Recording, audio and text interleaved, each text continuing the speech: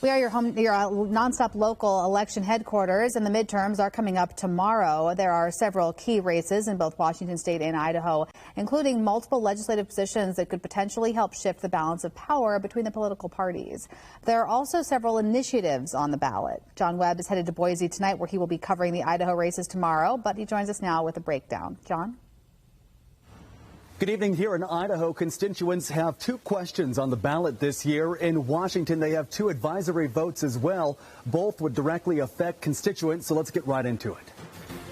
In Washington, Advisory Vote 39 increases the tax on aircraft fuel from 11 cents to 18 cents per gallon, costing $14 million in its first 10 years. The state legislature approved this measure without the vote of the public. A maintain vote would continue the gas tax, and a repeal vote would advise the legislature to discontinue the tax. Also in Washington, Advisory Vote 40 imposes premiums on transportation network companies to provide workers compensation to their drivers. The state legislature also approved this measure without the vote of the public.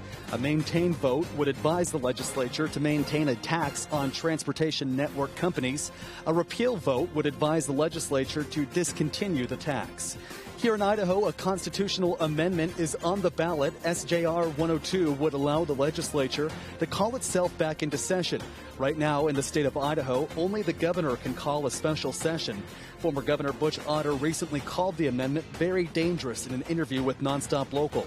Representative Jim Addis from Coeur d'Alene thinks the amendment is a good idea, calling it equal footing between legislative and executive branches. A yes vote would grant the authority to the legislature, and a no vote would not.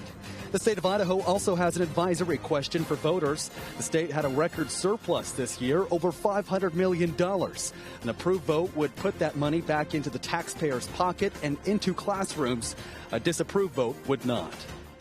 Polls open here in Idaho at 8 and close at 8. In Washington, the polls have various opening times, but they close at 8 o'clock as well. We'll, of course, be covering the election in Boise all night long on Nonstop Local throughout the evening on Channel 6, as well as Nonstop Local online. But for now, reporting in McCall, I'm John Webb.